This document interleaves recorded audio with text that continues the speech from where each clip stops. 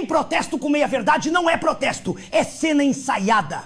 Hoje, mais uma vez, a tragédia que se tornou o futebol do Vasco teve um novo capítulo lamentável. A torcida organizada foi até o CT cobrar os jogadores pelos péssimos resultados. E quando eu digo péssimos, é porque não tem outra palavra. O time do Vasco hoje é uma piada. Uma verdadeira seleção de pé de rato, pernas de pau, sem vontade, sem raça, sem organização. Zaga horrível, meio de campo sonolento, ataque inofensivo, um time morto em campo. Mas vamos falar a verdade aqui, esses jogadores não caíram do céu, eles não apareceram magicamente no CT, alguém os contratou, alguém montou esse elenco fracassado. Quem foi? Foi a diretoria, foi a gestão, foi o presidente do Vasco, foram eles que escolheram cada peça desse quebra-cabeça que não se encaixa. E adivinha quem estava lá no protesto também? Pedrinho, Felipe Maestro, Edmar Lopes, todos ali assistindo o circo pegar fogo. E o mais curioso, ninguém da torcida organizada cobrou deles. Ninguém olhou na cara do Pedrinho e perguntou: e aí, presidente, você que contratou esse bando, vai se explicar quando?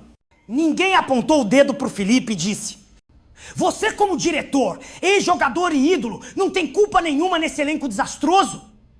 Só sobrou para os jogadores.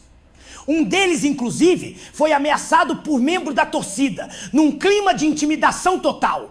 Isso é cobrança? Isso é protesto? Ou isso é só um teatro onde os únicos a apanharem são os elos mais fracos da corrente? Por que será que a torcida organizada não cobra da gestão? Por que não há um pingo de crítica à diretoria? O torcedor comum já percebeu. Basta entrar nos comentários das redes sociais da própria torcida organizada. Só tem crítica. A torcida tá abrindo o olho. Tem coisa errada nesse protesto. Tem cheiro de cortina de fumaça. Tem pose pra foto. Tem protesto combinado. Porque protesto de verdade é contra quem está no comando. Jogador ruim a gente já sabe que tem. Mas quem os trouxe? Quem os mantém? Quem toma as decisões? Se a torcida organizada virou escudo da diretoria, então não representa mais o povo vascaíno, representa o sistema. E aí, meu amigo, tem que ser cobrado igualzinho.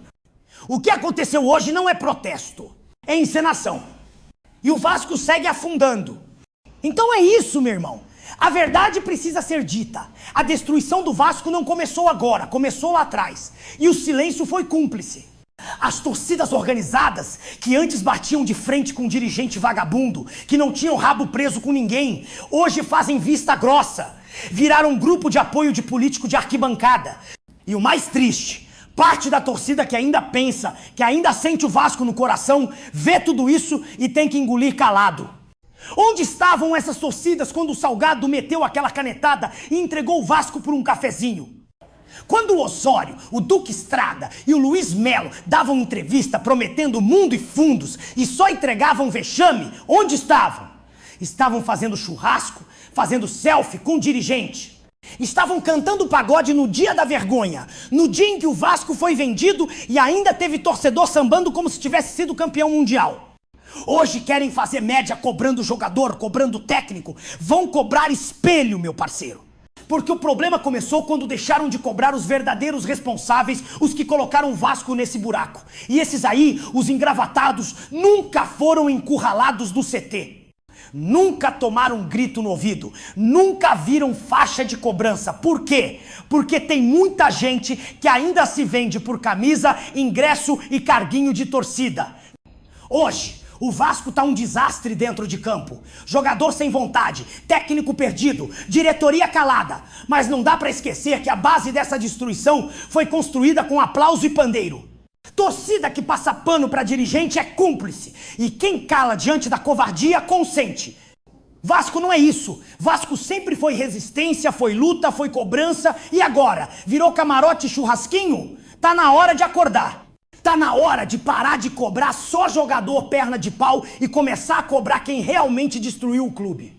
Tá na hora de lembrar que amor pelo Vasco não é fechar os olhos pros erros, é abrir a boca pra defender essa camisa de verdade.